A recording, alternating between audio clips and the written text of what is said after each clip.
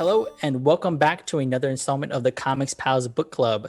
This week, your favorite pals, or should I say your favorite squad?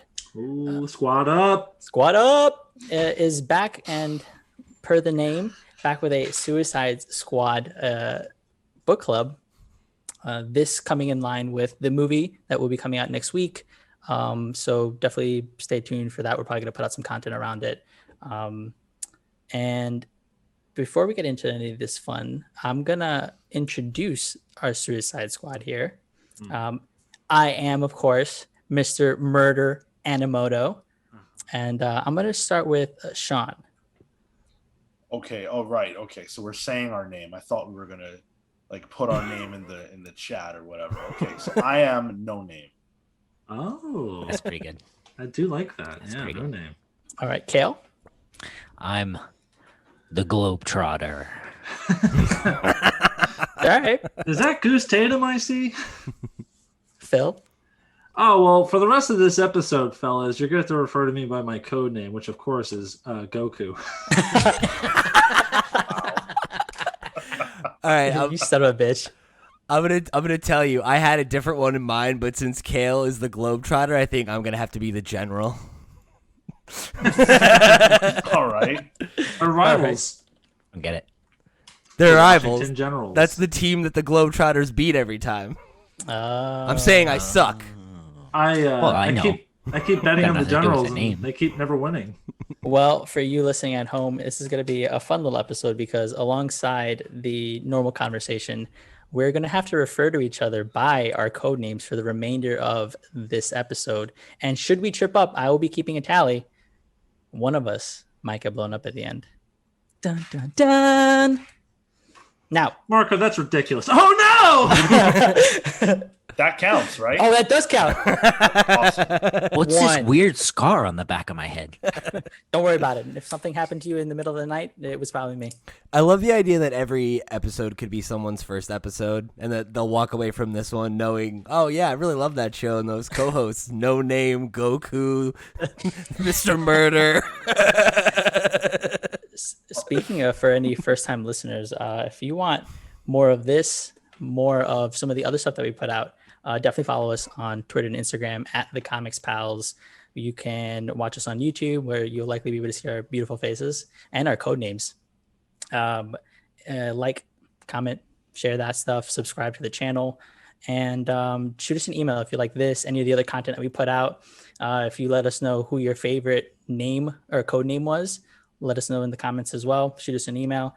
And if you want to continue the conversation, we also have our Discord, where this is always a fun time. And actually, we got this book recommended by the large majority of our Discord, a bunch of Tom Taylor fans, apparently. But in particular, Snake of Talons, who had made the recommendation, the middle of the run, who noted that he definitely wanted to hear our thoughts on it when it finished. And what a perfect time for it to align with the movie. So definitely looking to take any sort of suggestions that you guys put in the Discord or anywhere in general. We're always happy to have the conversation about a book that you like. What's the email? thecomicspals@gmail.com. Nailed Fam. it. All right. With that out of the way, I want to start with Goku. Your general thoughts on this run of Suicide Squad, which is by Tom Taylor, Bruno Redondo on art, Adriano Lucas on colors, and Wes Abbott on the letters. Okay. It's funny. It's the Suicide Squad as a premise is something I've always felt like I would like. I've never really dug into before. I never even saw the movie that came out 5-6 years ago or whatever. We weren't. It was like 7 years ago because we weren't doing a podcast yet. That's why I didn't see it. Yeah. I saw that movie on vacation. Oh no. Okay. What a movie to watch on vacation. I remember there was a Justice League Unlimited episode that had the Task Force. Try to say that 5 times fast. And I thought they were really cool. I really like Deadshot as a character. There was many of his. There have been times where he's gone up against Batman. I've always enjoyed the character. So speaking about this run generally, I didn't know what to expect. It's always kind of hard to gauge something like this. Generally speaking, I liked it. We'll put it that way. Cool. No name? So I thought that this was pretty good. I have read Suicide Squad before. I read the Joshua Williamson run where Jim Lee actually did some of the artwork, at least early on, and that was pretty good. So I'm familiar with the concept. I saw the movie, it was what it was. I thought that this one would be closer to the new movie's cast just because of the timing, and it wasn't, and that was kind of interesting. But I didn't mind that, especially as it gets forward and you get introduced to new characters. So yeah, I enjoyed it, and I'm always ready to read something by Tom Taylor because I think he is a really, really good writer. So Globetrotter.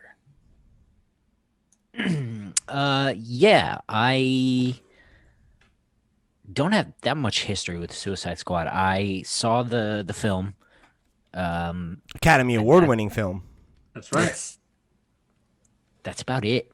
I surely I saw the Justice League episode, but I don't remember it. I've wanted to go back and read some of the original stuff because I've heard that's where it's at. That's the good stuff. The John Ostrander run. Yeah. Ooh. But I haven't. So, this was fine. Last but not. Oh, sorry. I don't have anything particularly negative to say. I wouldn't say I have any crazy high praise for it either. I think it's fine. Cool. The general himself. He's gonna help you save on your car. Yeah, if you need to get a quote online, hit me up. I'll save you some time. I think I enjoyed this a lot more than I think I thought I would. This type of team is something that can definitely be hit or miss for me. But I feel like the direction that Taylor's run goes in was not quite what I was expecting. I think, like Sean, I was expecting a team that I was a little more familiar with, doing things that were a little bit more expected of the Suicide Squad in my mind, despite the fact that, again, I don't have a lot of experience with them either. But I liked that it swerved, that it was more about introducing new characters, and it felt like something that was, obviously very easy to just jump in and get into a rhythm with because it was brand new. And the fact that I know Harley and Deadshot and, a couple of the other hangers on well enough, that was really all the framing that I needed to get in and be on for the ride, and I don't think it was, anything groundbreaking, but it was certainly a fun book, and it was a book that I found really, really easy to breeze through and have a good time with, and there's nothing wrong with a book that, is simple but well executed, and I think that's what this was for me. Yeah, I think I sit kind of right where you're at, the general. I had to think on that one. And I definitely hadn't. I've never read a Suicide Squad run. I've always heard, general good things. Not necessarily groundbreaking, but fun. And I think that's what I got in this book, and I'm glad for that. I don't know that it's something I'm like hungry for necessarily, but I might come back for if Tom Taylor ever does like a second run with maybe a different cast or something. I'd probably be interested and be down for this. And I like John Ostrander enough that I might go back to read some of that older stuff to see how it differs. And yeah, I expected a totally different team, and I'm glad of the team that I got though. And I think that's a positive thing and probably a point for Taylor for making me care to some extent. Yeah, I would definitely agree with that. I ended up walking away from this really liking most of the new characters more than any of the normal Suicide Squad roster characters that I'm familiar with anyway. He was ready for a Revolutionaries book. Yeah, Yo, facts. I could definitely see myself being down for that. You gotta strike Ooh, almost said fell. Fuck. Oh, You- just said it. You I just- feel like that counts. That does folks. count. Yeah, that You has to didn't count. almost say it. You I said did, it. I did, Yeah, sorry, I bro. did. All right, I got one and you got one. About to Actually, clean this up. let's actually start with that new crew because it was definitely jarring for me when they get introduced and like sort of immediately integrated. I think that was a good way of using the squad to get across these new characters. But was that at all confusing for anybody, just generally? I don't know if I would use the word confusing. Yeah. It was a lot of information to take in, and you definitely had to catch up because not only are those characters new, but probably for a lot of us, the characters on the squad are new. Yeah. The Suicide Squad itself. So you're really learning a lot of new people really fast. I mean, you look at that first issue and you have the one page that introduces the what will be known as the Revolutionaries, and there's what, 6 of them. Yeah, they're a pretty big team. And then the squad, the Suicide Squad itself, which features for me only 2 characters who I'm really familiar with, and then Magpie and Zebra Man are characters that I think I've seen. Magpie I've definitely seen. Zebra Man I think I've seen. The Shark I thought was King Shark, and then it wasn't. That was random. I had to look that up because I was like, wait a minute. Yeah, that's stupid. Why would you have the Shark and a King Shark? Wait, Way was to go, that the DC. was that the Green Lantern villain, the Shark? I think that was the first appearance. I remember going back to trying to figure it out. Yeah, I think believe that was true. Okay.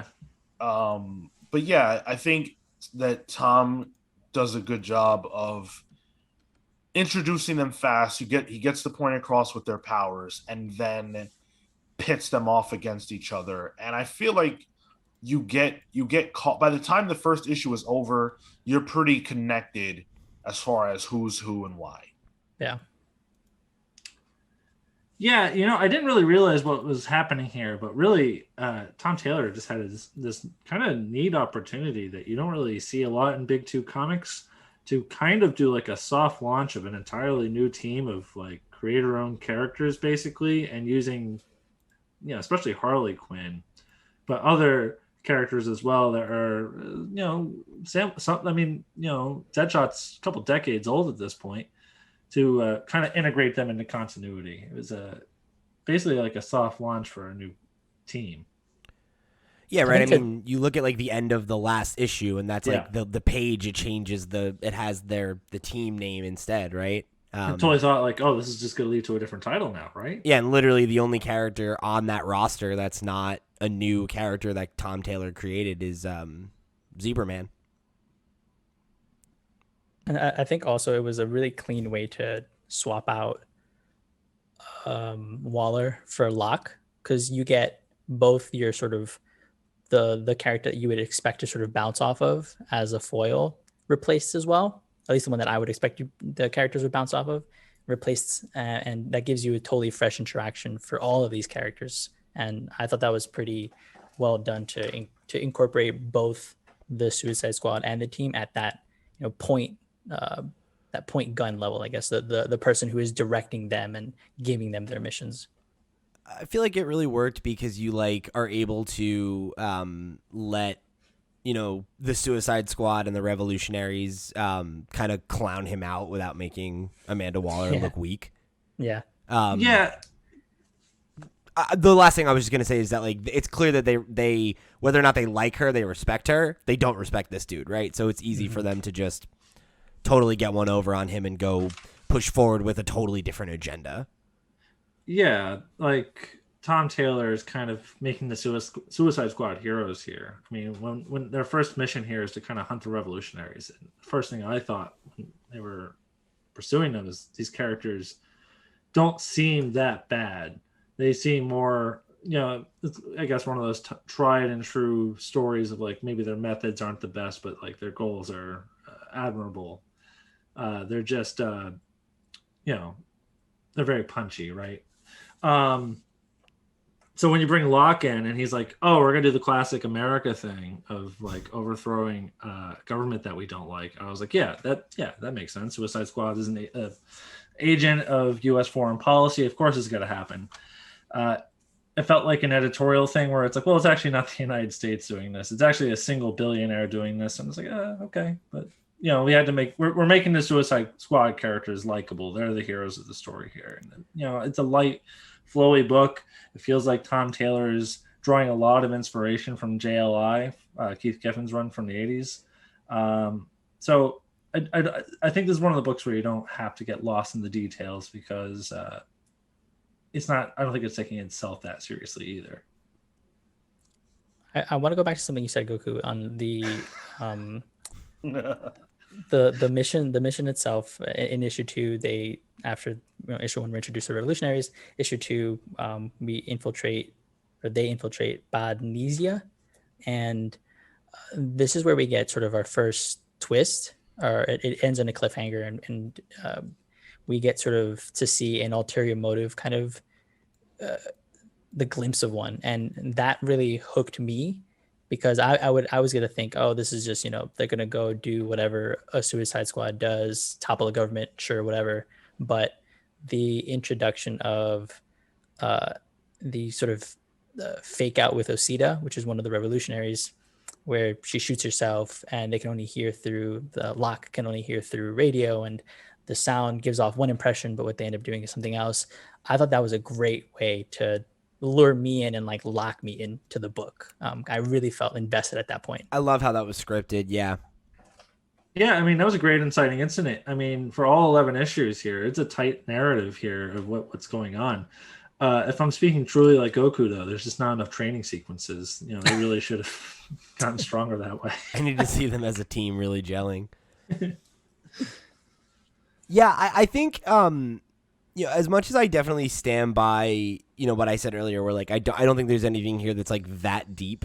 I think like mechanically it's very strong. Like the scripting of that issue is very good. I think in general, like it's a pretty short run with only 11 issues, but I feel like it makes very good use of its time. I think most of the comedy lands, and like in general, it's solid. Like it's a solid romp. But like there are moments like that where you really see that I think there are smart choices being made that I think make it feel like it's so effortless. You know what I mean? Yeah, it really flows and breezes by, and you never really see the gears turning. Taylor is just very, very good at delivering this kind of story. Like his all new Wolverine with X-23 at the center is very similar in the sense that you never feel like he's going for anything too huge, but all the storylines make sense, they mesh, they feel good, you enjoy it, they're fun to read. He's good at that. And then on the other side, he does stuff like Deceased or any of his other like alt universe stories within DC or Marvel. He just gets the characters, and here he's allowed to play with his own characters that he created by and large, and he put a lot of work into making them interesting. Like I actually found myself enjoying, to varying degrees, each one of them. Now I think that there's definitely an argument to be made that some of them are underdeveloped, but yeah, the ones that get development feel like they belong where they are. They feel as developed as any other character. They don't feel lesser for so many of them being introduced in one series. Yeah, where's our backstory for the man that introduced the six of the deadly sins to people? I want that backstory. Why can't he instill lust into people? I was so annoyed by that. He can. He just said it's gross. That was so dumb. That's so dumb. What? That was a good bit. I thought it was funny. Yeah, he's just like, that would be gross. I definitely agree with Sean. I think the thing that I found myself sorry. Yes, buddy. I find myself agreeing with No Name, who is now edged ahead of me. Wait, what happens to the winners? Like, because Kale and I are Oh no! I don't know, Sucks but to you're in the game suck now, no so game. What happens to the winners? No name. We'll never know. hate myself. Anywai, Look at Globetrotter sitting on top of the world over there. for now. Not talking. Crossing the globe. Not talking. Damn it. You got the general and the Goku just chatting it up over here. It's not, how am I supposed to get a word in edgewise?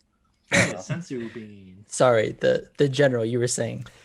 I was saying I definitely agree with what No Name was saying, where my biggest frustration was that I felt like because the story was so brisk, we didn't get as much time to flesh out the entire gang, as it were, because I think that like Wink and what was her partner's name? The area. The Ariel.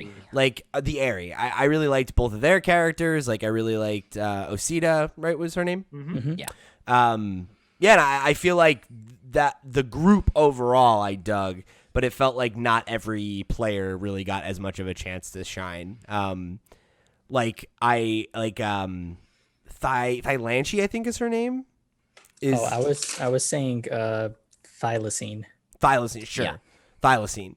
I feel like she basically like all of her lines were just like kind of like one-liners, like where she was just like saying something really badass before she fucked somebody up, but like that was almost all of her dialogue, Yeah, I didn't really understand her whole thing. I don't know her powers. Yeah. I think I looked them up and it said she has like heightened senses, and it's like okay, but like it does list all the powers in the first issue. Not that it matters that much. It does, but like I don't see the mechanics of them working. yeah. Whereas like I think I had a similar complaint about the 7 or 6 deadly sins guy. Yeah, but Deadly Six. But his whole thing, right? Like his powers are so unique that like it's very clear what his powers are. And I could have also kind of a joke character. Yeah, and Yeah. like I could have used a little bit more from him, but I also feel like he filled enough of a niche in the group by like being a unique power guy and a jokey guy that it's like, yeah, like he came across a little bit more, The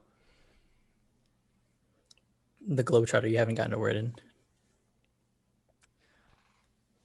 I mean, there's not that much else to say about it. Like, I really enjoyed. Oh, here's a question. How did you guys feel about Jog's return with the Black Racer and? Yeah, same. Yeah, that was dumb. I thought that was super weird. Do you guys know who the Black Racer is? Yes, of course. No. Name that I Kirby character. I know. Yeah, I know you two do. I know what the No book name and I told me got he this was. unlock. Yeah. Yeah, he's death. Yeah. Well, really? specifically, he's death for flashes. Oh, interesting. Every version of everyone has their own version of death, and specifically for speedsters, they race against the Black Racer. Nice. And I mean, there are tons of stories where the Flash outraces him or whatever. So to have the Black Racer come wake him up, but also be his dad, And be like, was yo, certainly a choice. you're a half god, son. And it would have been. It's one thing if like as a part of his whole story, we're shown that that's who his father is, and whatever. To introduce that at the end felt very like, I don't know, Deus Ex kind of. Yeah. Like they Yeah. needed him to Yeah. to be able to win the day, and thank goodness his dad is the Black Racer because now he's revived. I would have been able to accept it a lot more if we already knew who his dad was. Because yeah, sure, he wouldn't want his son dead. Yeah, I definitely agree with that. But I will say overall, that's a character who, again, like we didn't get a ton of time with him, but I thought his whole deal was very funny to me. Like I really like how he's got like kind of like a dad bod, and Yeah, like it's so good. it's like he's like, yeah, I can run really fast, but in like just kind of short bursts, and then I get kind of tired. Like it's just I don't know. I thought that was really funny. That was one of my favorite bits. That and like I liked Harley, but because she's not like the lead necessarily, she was good as for other characters to bounce off and really effective for like some of the slapstick, like when Wink teleports her away and she comes back and she's like so many emus. I'm like, all right, that got a pop for me. I thought that was pretty funny, and I like that she's not the focus because maybe sometimes she gets to be like a lot as a character, like very overwhelming. Right now I'm reading the Stephanie Phillips run with Harley Quinn, and it's just kind of like a lot. So to see this in contrast, I think was much more tame and a good use of her. She has that Deadpool quality where she can be really, really irritating in the wrong hands. And Yeah. we read X Factor a while ago now with Chad Deadpool, and that was a good example of a good utilization of that character. I think this was a good example of how you can utilize Harley Quinn without her being terrible.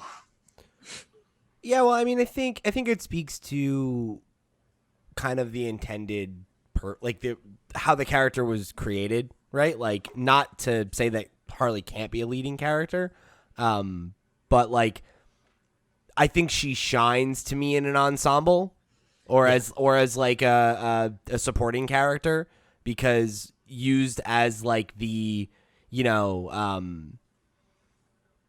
like the kind of lovable rogue comic relief character, I feel like she really works. And when you're kind of trying to make that the whole ride is where it loses me a little bit, but you know, in the right hands, I think you can see, you know, how she can be used right, and I think Tom does use her well here. One of the other legacy characters, Deadshot, I figured he would be. Again, I haven't read one of the Suicide Squad book in the past, so I figured he'd be sort of our main POV character, the lead, and I really enjoyed and connected with his story. I'm sure some of you guys are familiar with it, but I thought he was compelling, and he helped to move the story forward because we were sort of chasing his goal as well. They Will Smithed him. They did. I like Deadshot.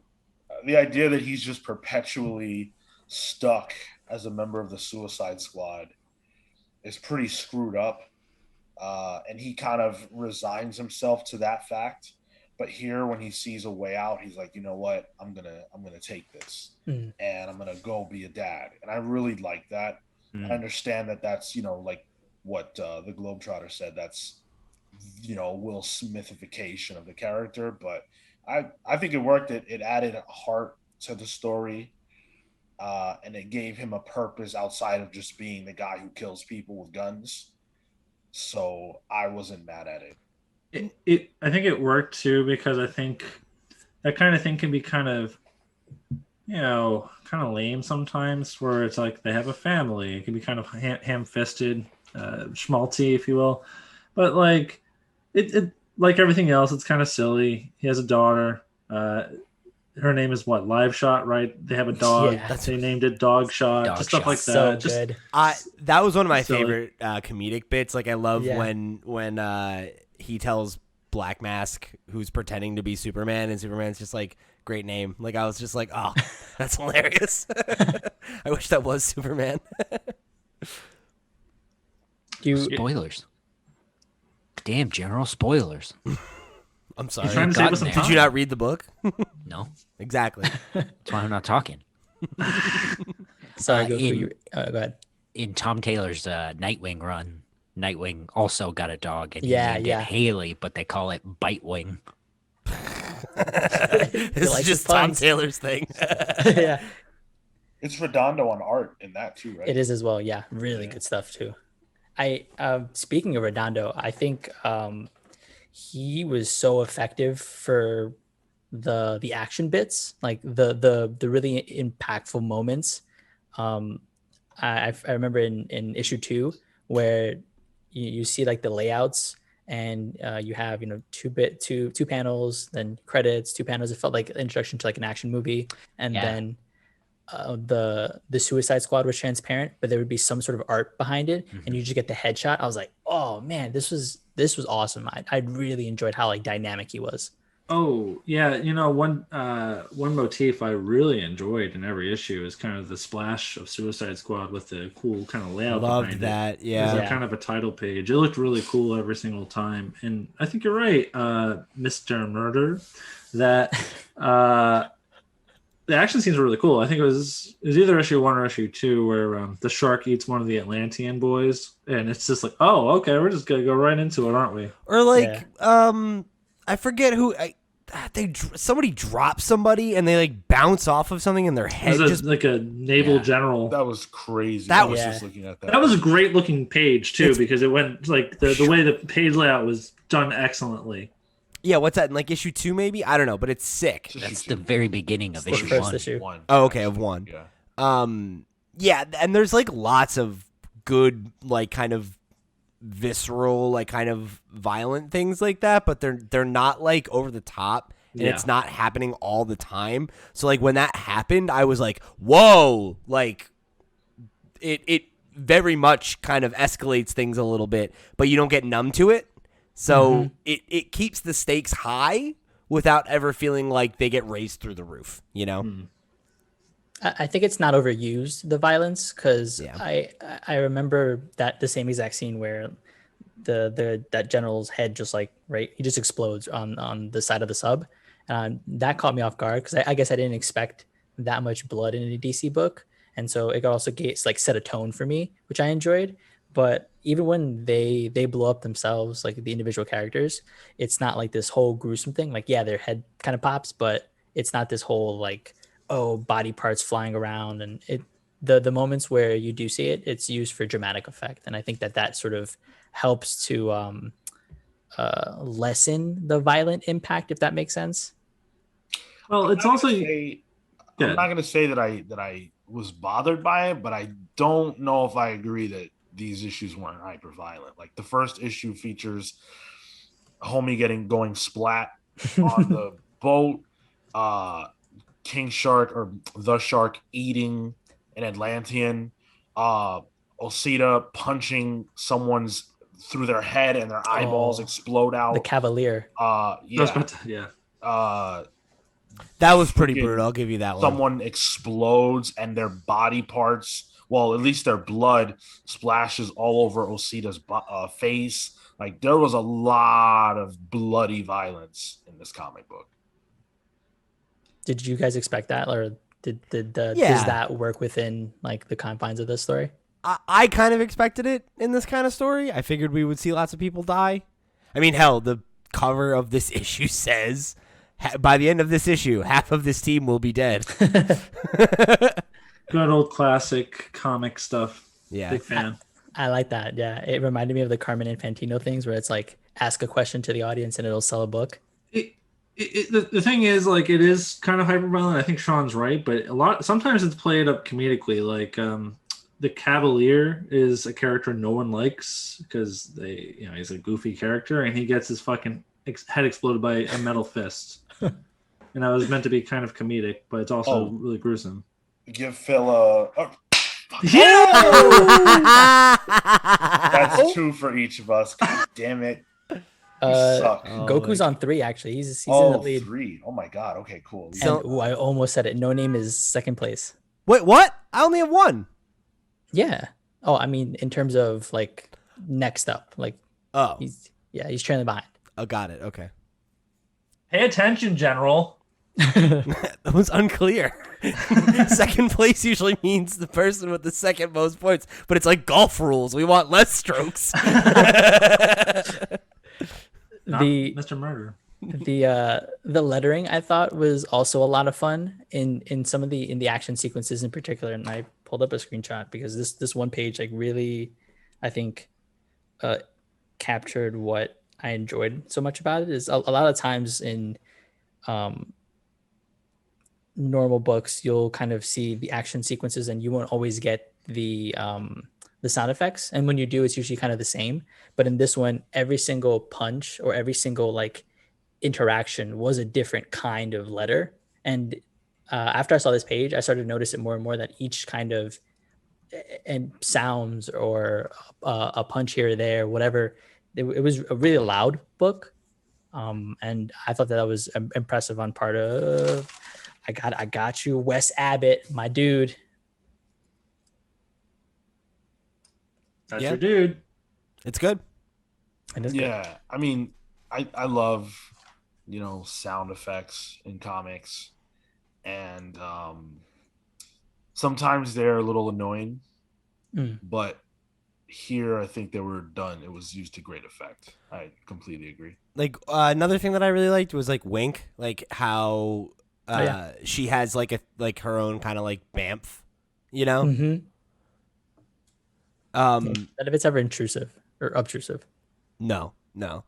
And I have to say, I think actually this book, specifically issue 4, has one of my favorite pages in any comic book of all time, which is when Osita is explaining how, and I'm laughing, which is fucked up, but she's explaining how her wife dies, and it's a picture of her getting hit with a boomerang, and the caption is just, she died from a boomerang to the chest.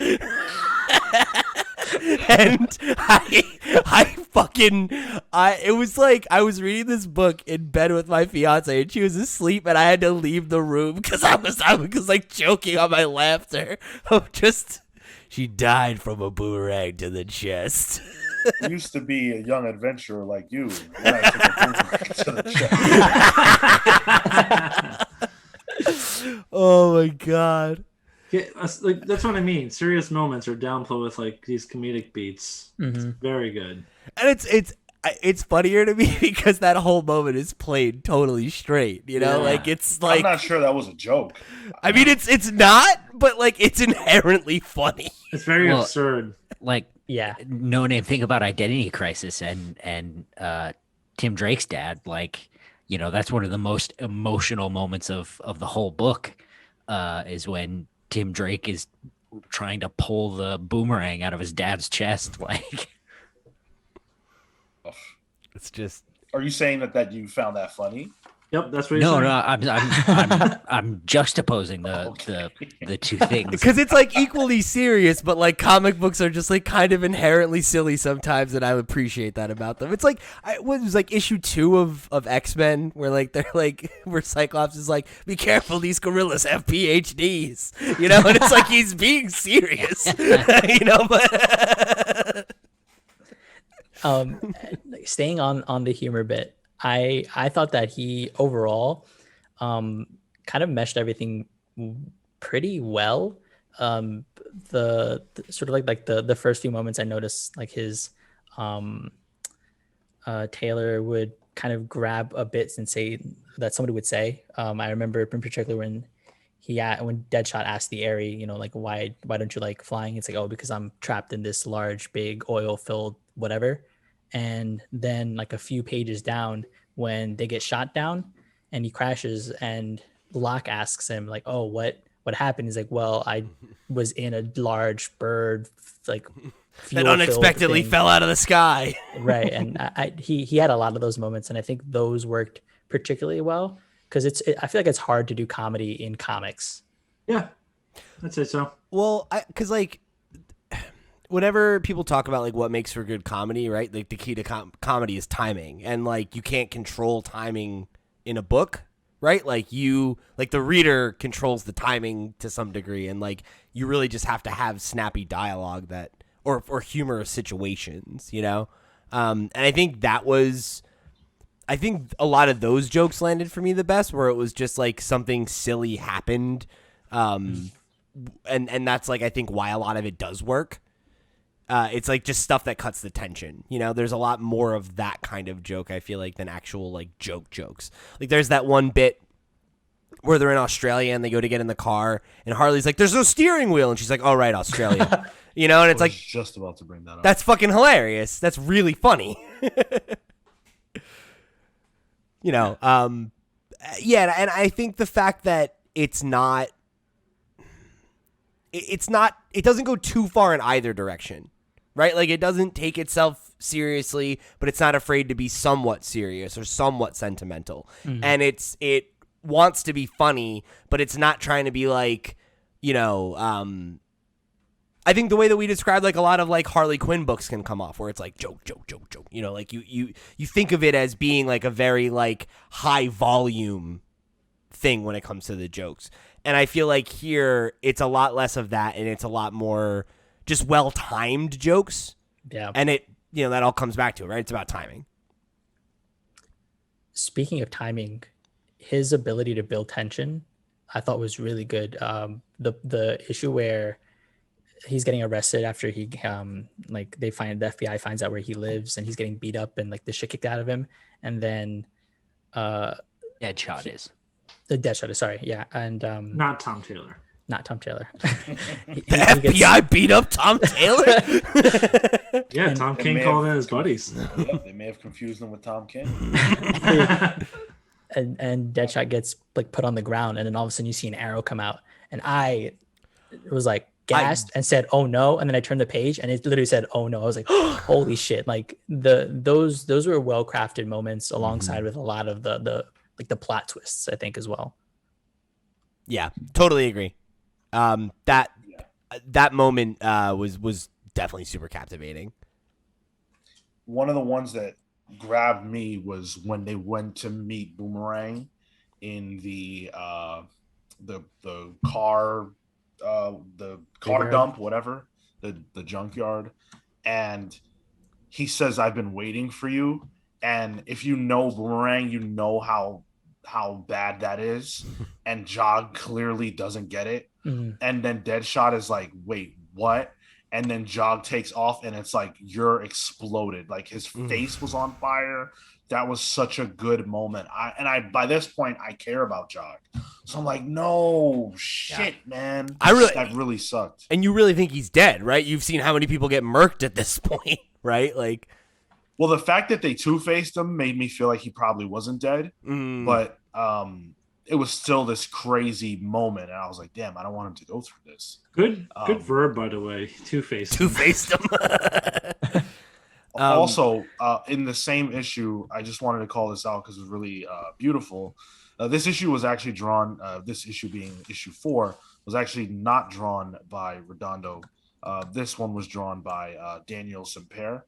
And oh wow, I didn't even notice that.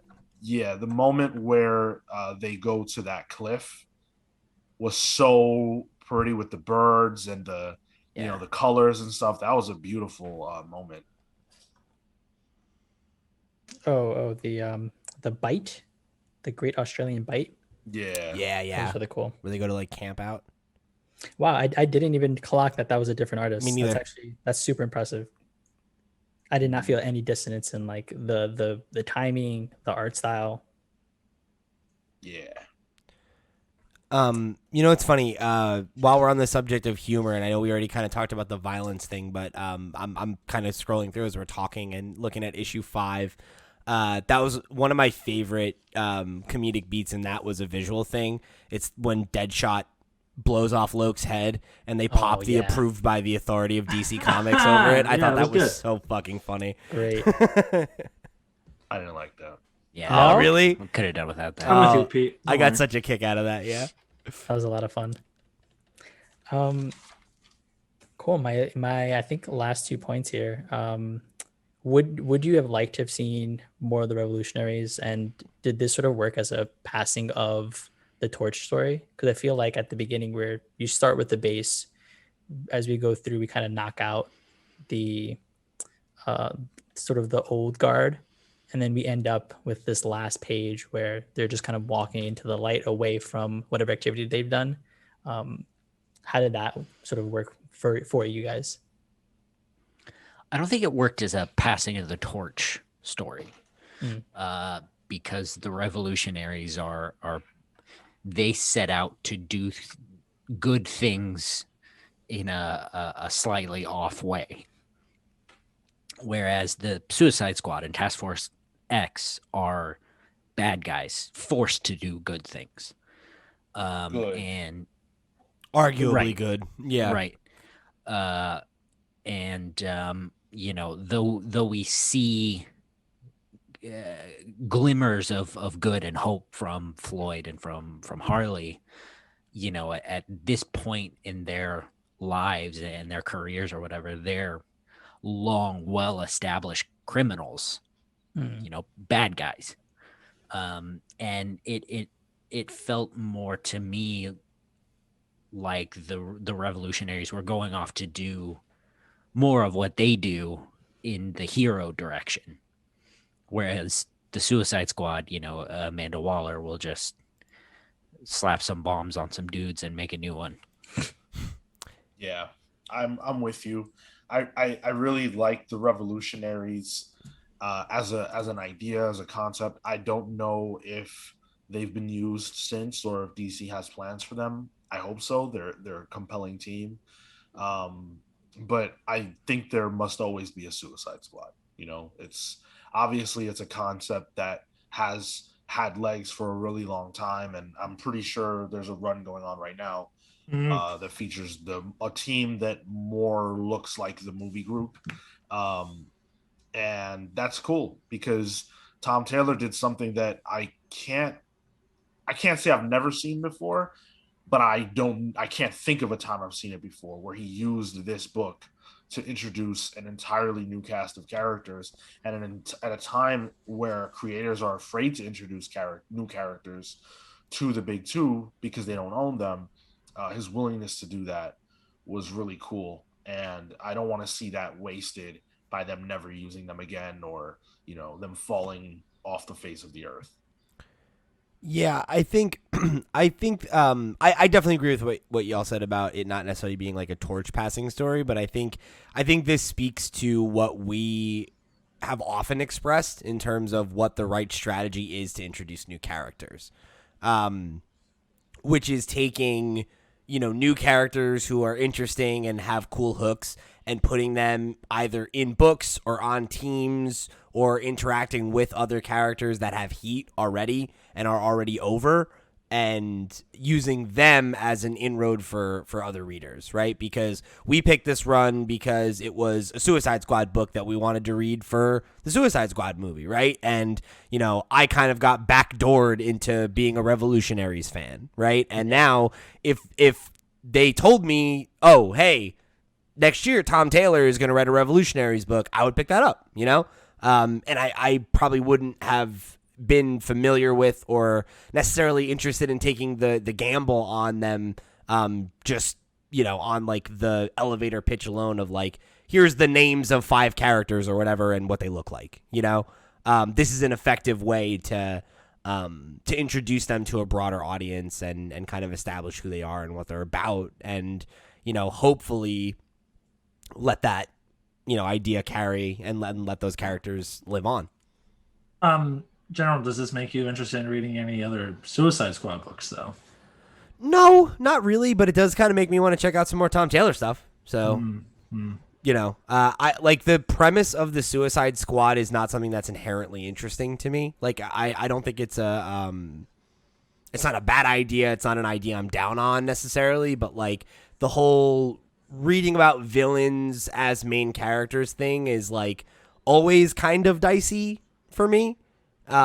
Just because I think it can be hard, especially if it's with like villains that I know, to make me empathize with them and want to root for them in that way, whereas like, we talked about why that works with Harley and Deadshot, right? To varying degrees.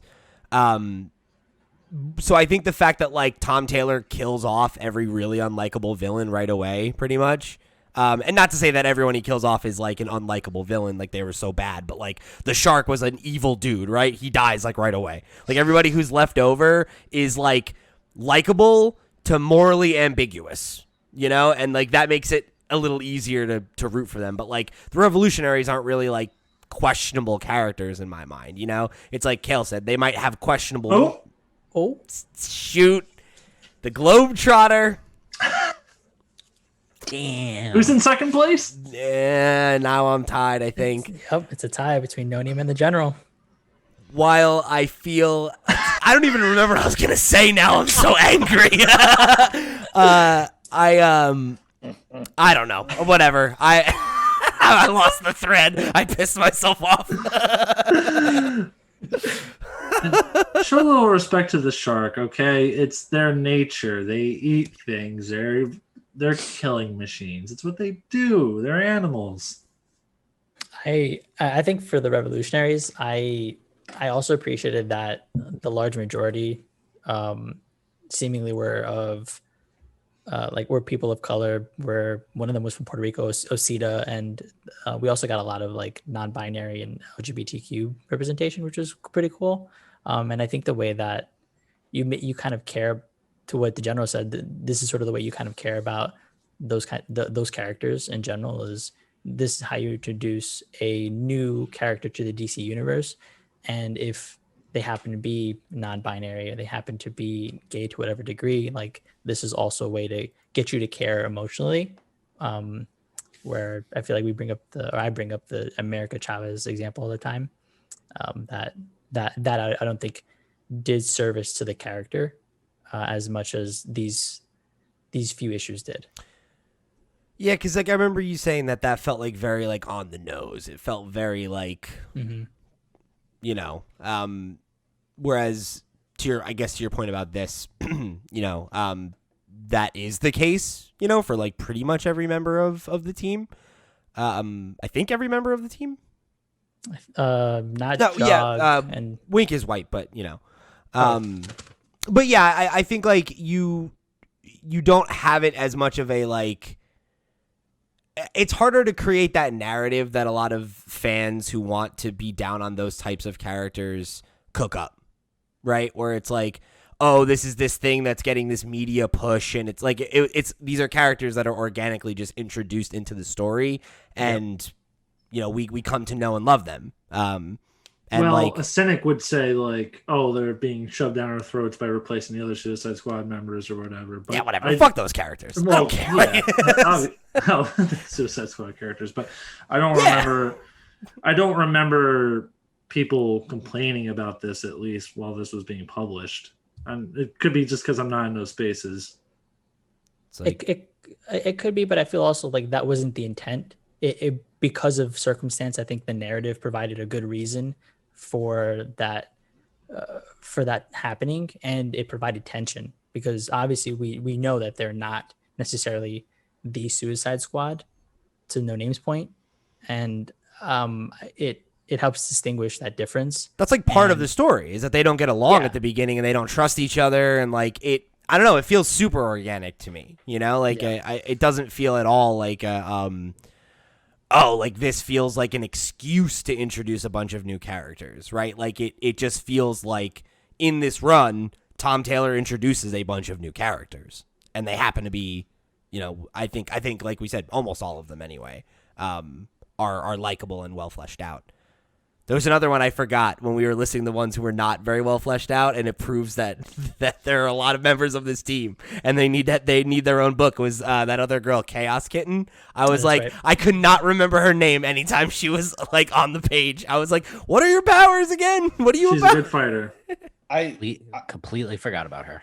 There was a moment at a later point where she's in the issue, and I was like, oh, did they introduce a new character like off screen? Like what happened? I'm like, who's this?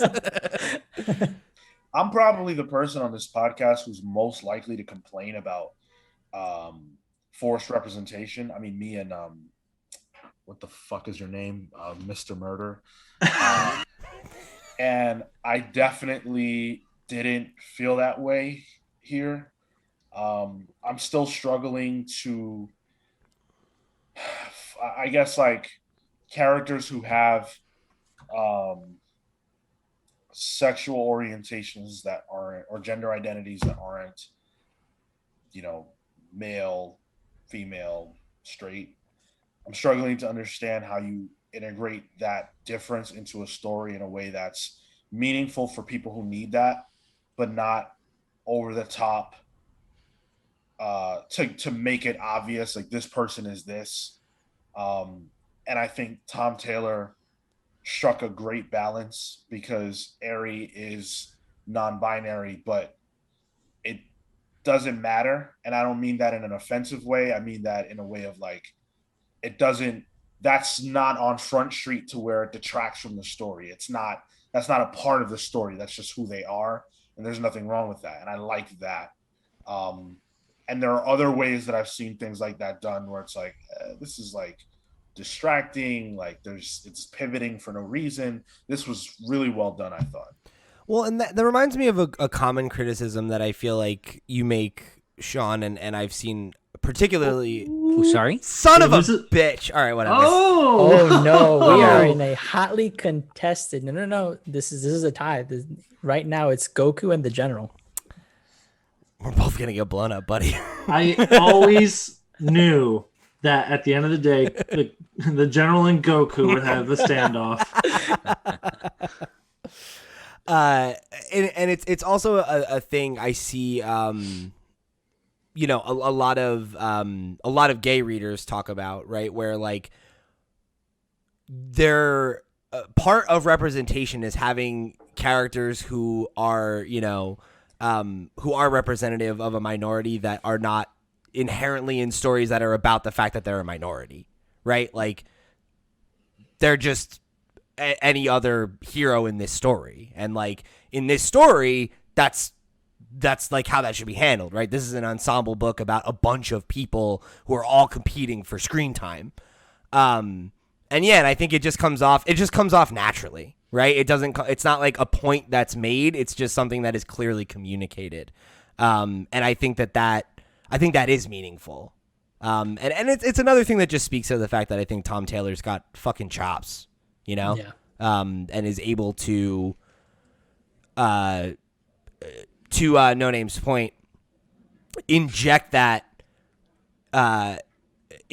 element into the story in a way that is representative enough to be meaningful, without having to be, you know, a major beat in the story.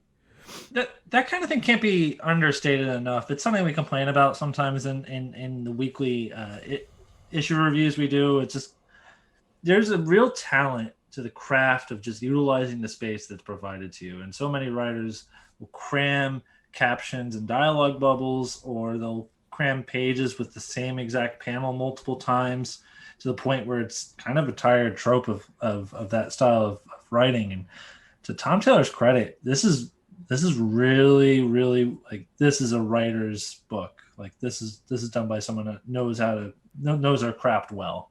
And like trusts the reader, you know, because like something that like to take it back to the point that was just being made, right, about the Ariel, right, like when you meet their mother, and and I like that character, first of all. I thought she was pretty funny, but like there is kind of a question sometimes when you have like an older parent with like a queer child of like, what is their relationship like how, you know, like, are they out, is this accepted, whatever, right? And like all of those questions are immediately answered when like they acknowledge and are nice to their partner, right? And you're like, oh, okay, cool, like I get where they're at as a unit, you know. Well, it was the introduction. They were introducing her to them at that point, right? Yeah, exactly. Yeah, and it was like, we're good, you know. Yep. And like those are just like signs of like a well executed script where like I have questions, and as I have questions, they're immediately answered in a way that isn't like, hello, dear reader, allow me to answer your question, right? Like it's just, this is how people have a fucking conversation. Yeah. Yeah, that's a good point. Well, with that, unless anyone else has anything else. Yeah. Oh, okay. I got lots more. we didn't talk about Batman. I wanted to talk about Superman too, but you go first. Yeah, we got to talk about Superman. So I have a thing with the way that Batman is utilized in books that aren't his, or books that aren't like a Justice League comic. And this very much reminds me of to a far lesser degree, the conversation about does Batman go down on Catwoman? And it's what that conversation to me is really about is how do you best represent who this character is in a way that's consistent with what readers are exposed to for the character across the board. And I felt like this was uneven. Some people really like their Batman to be like a campy. little bit campy, a little funny, and I don't. I think Batman is just not that person. No Uh, nonsense. yeah, I see him as an extremely no nonsense person, and I think that that can be funny. And it's been used well in the past, but I don't feel like this was that. I think there were too many times where, like, when he gets his car stolen, and I just don't really, I don't feel that would be a thing. I don't think you can steal Batman's car, and I don't think he would stand there with Deadshot and have a little funny moment. Um, and those things definitely take me out of the story. I did enjoy his fight with Deadshot. I like the fact that Deadshot gets respected as someone who is sort of a threat to Batman, a threat enough that he was the only person here who could take him out. And obviously, this is not Batman's comic, so you can do that. But I felt like the jokes and stuff, that was a little much for me. I thought a couple of them were really funny. I inherently don't have that same problem. Like I don't mind making a little taking the piss out of Batman a little bit once in a while. But I did specifically think it was extremely funny that the way that the fight ends, he's like, "Stop! I'm holding a dog." I thought that was really funny because the look on Batman's face where he's like, "Okay, you know what? Fine, I'm not gonna punch you. You have a dog." And then where the car thing, while it is kind of all right, would that necessarily happen? I did think it was funny that he's like, "Shouldn't you have done the thing where you disappear by now?" And he's like, "She took my car." It definitely got a laugh out of me for sure. I think it always kind of depends, and this is always your. It depends how elastic you are with the character's, personality and characterization and stuff. If this was a Batman comic, I don't think I'd want to see something like that. But this is this is some Bugs Bunny shit. This is a Bugs Bunny ass comic, so it's fine. It doesn't bother me. It's played off for a silly gag, and it's one of those things that just it'll be forgotten later. So for me, totally fine with it. I think the fact that it's a no-name character too, who's new on the scene, kind of makes it funny to me that it's this random 20-year-old stole Batman's car. Now, when you say no name, do you mean our no name or no? And then with Superman and Ted Kord and all that craziness, I think probably any one of us who know Ted Kord recognize that just wasn't him. Yeah. No. In fact, I was a little annoyed about it at first, but I was like, then the realization set in very quickly, where I was like, well, it's not Ted Kord. Well, it made me go, wait, what's going on in Ted Kord's life that I need to catch up with because this isn't right. I thought it was cool how the Finn was able to determine that wasn't that Ted Kord was being honest when he was saying that he wasn't That's right. the person behind any of that. That was a good Blue Beetle joke too. Oh, what kind of billionaire would dress up in a costume and beat up people in Gotham City? You have to be really crazy. That was good stuff. I like that he figures out his identity and then doesn't reveal it too. That was cool. Yeah. I think that there maybe was a little bit too much oh, I'm this guy. No, I'm this guy. It was a lot. The Superman one was good, but it was obvious. Yeah. And he was too much. This is a great country, soldier, or something. And I was like, oh, that's not Superman. But even from the second he was on the screen, when does Superman tie people up? That's just ridiculous. He doesn't have to. They wouldn't fool you either, Sean. You're like Deadshot. You pick up on these details. The general is in the lead. So close. He's so used to saying your name, no name. Yeah. What's on my these name? Podcasts. Man. It's funny because those moments I did not even perceive, and that's probably just because I'm not as familiar with some of Superman. Always lose. Well, no, the tropes of this stuff. And but to a degree, I didn't either. I didn't clock it until it was revealed and they said, and then I went, oh right, of course. Yeah. Once Deadshot was skeptical, I was like, oh shit, wait, should I be skeptical? What's going on here? I thought they were good twists. It it would have been ridiculous if that was actually Superman. Like, But people talk about Superman being a tension cutter, and that would have been an instance where it's like, oh, this is serious tension cutting. and that's what I thought the story was going. I thought that that's how it was going to end. It was just going to be, tie everything up nicely. We got Literally. the baddie. Yeah, like literally. We got the bad guy, and that, they say it. And I was like, oh, okay, that's a different way. He's been taking this book a different direction. So fine, I guess. I'm going to see how it ends up. And the twists, I think, all around pretty much got me. Was anybody annoyed by them? The twists? The twists, yeah. No, I wasn't. Like, I thought, I don't think it was anything that was like, oh wow, like Yeah. it didn't blow my mind, but it felt like it felt good enough. Like it felt like a good enough reveal, and one that felt like earned enough that I'm like, all right, cool. The least interesting part of the story for me was as soon as we learned that Black Mask was behind everything. I have Really? to ask you about Yeah. that. Because He always feels like the Ponzi scheme villain. yeah, and I actually like Black Mask a Me lot. too. But for him to be used here in this way just felt really cheap. Like anyone could just have a device that lets them look like someone else, and now it was me the whole time. Like that's kind of lame. That's fair. And it didn't really say anything about Black Mask. It didn't have it just felt like very much like he's just the villain and that's it. And Yeah, that's what I was kind of getting at the very beginning of this book club, where it was like, oh, the United States wants to overthrow a leader that they don't back. That's a very real life CIA thing. But then to just really trickle it down to like, oh, it's a mob boss in Gotham City. yeah. All right. Okay, that's fair. But again, this book's asking you not to take things seriously. So I'm, was trying not to overanalyze these things that clearly Tom Taylor didn't want me to overanalyze. But yes, you're right, Sean.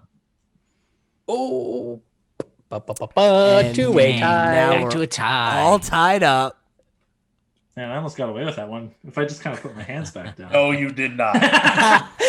It was one of those things where you did it and then just immediately froze. Like it's like Wile E. Coyote before the anvil falls. It's You know what I'm saying? Yeah, I mean, you're gonna fall whether or not you look down, bud. You know what I'm annoyed by? I'm annoyed by the fact that the only times that I did it were pointing out that someone else did it. Yeah, you totally fucked yourself. I'm so annoyed. Oh man, this was the fun I was hoping to have. Did anyone else have any last thoughts? All right. My last thought is I do think Yeah. it's pretty funny that Superman cocks an eyebrow and he's very surprised that Batman's car got stolen. Did it That's happen? fair. Yeah, issue 11, last one. I guess I also liked that it was Green Arrow who's the first person to come up on the Revolutionaries. Wait, really? That's so specific. Drop your weapons! Well, I the said reason- drop them! That was so fucking funny. Isn't he like a former criminal Oliver No. Queen? or like a? He's a former billionaire. Yeah, he's not a criminal. So his Yeah. story was basically that, he was a billionaire that lost all his money, went to go train on a deserted island. He Oh, got like yeah. deserted island. Yeah. I saw the show. Okay, Just- yeah, you're right. The fact the that he tells them to drop their weapons and both Harley and Osita shoot Black Mask in his leg. I thought was just very funny that happens, but specifically that both shots of Green Arrow, he's just gesturing very dramatically, he's just whoa, what? I really got me. Something about the way that was drawn.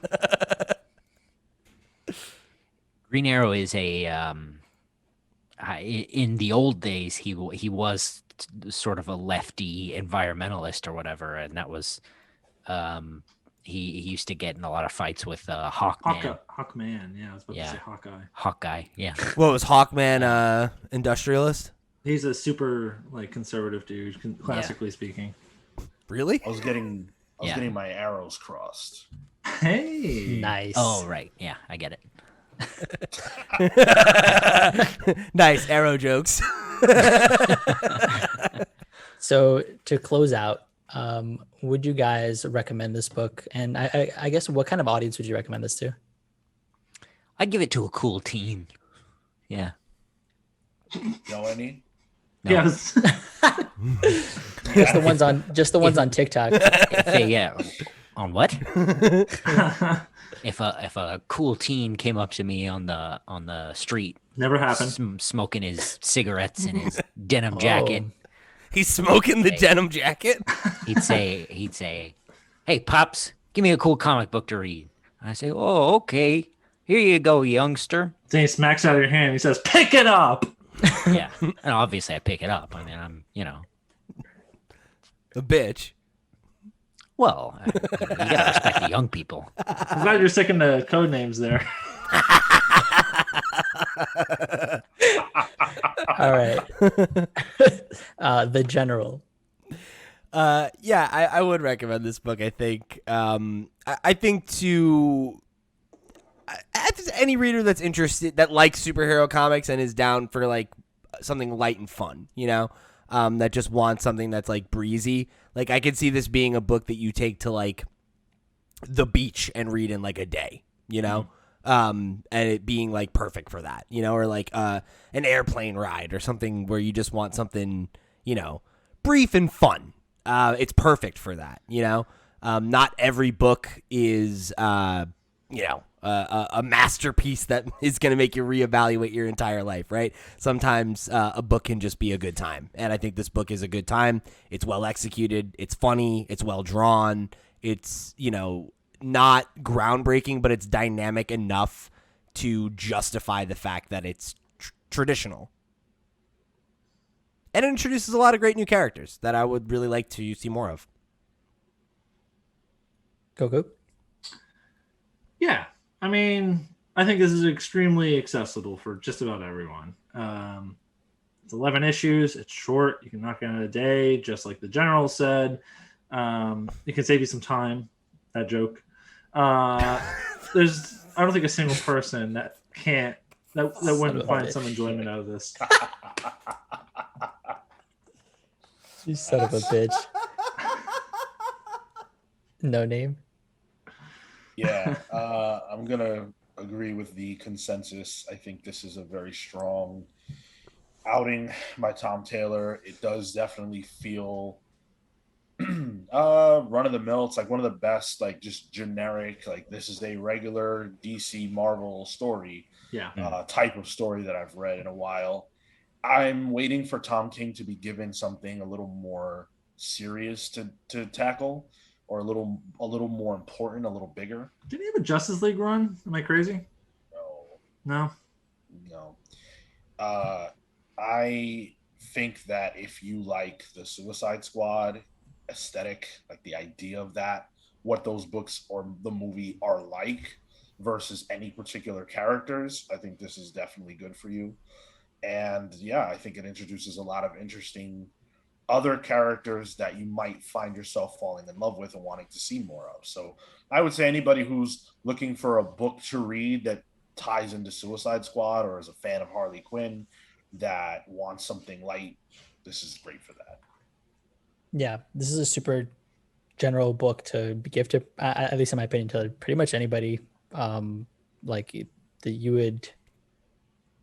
They don't have to be seasoned, and I feel like this is probably good for maybe even an introduction. They might not get all the bits, but I think the beats and the way that it's crafted allow for a really easily digestible comic, and I think that's really strong on Taylor's part. And yeah, man, Taylor as a writer overall, I think definitely somebody to get into. I'm glad that Discord turned me on to his work, and that they recommended this book for the book club. So with that, we're going to end it here. If this isn't a book club book that isn't already on your shelf, definitely recommend you going to get one, or going to get it. And tune in for all of the other book clubs that we have, some of the regular episodes that we put out on a weekly basis every Monday, our image reviews every Wednesday, our weekly comic reviews every Tuesday. Like the amount of content that we have out there rivals the number of characters that were in this book. And definitely reach out if you like this episode, thecomicspals@gmail.com over email, at the Comics Pals on Instagram and Twitter, and hit us up in the Discord. That's where the best conversations tend to happen, and it's a lot of fun. Now, unfortunately, we hit a tie. So the General, Goku, I'm sorry, but it's both of you. And I have here my little button. So we're gonna shit, what is this? Oh, Doesn't seem like it's fucking working.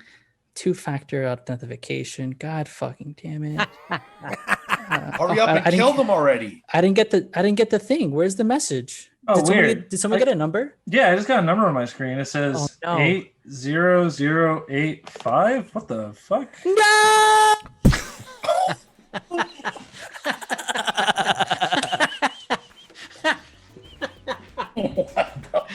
See you next month.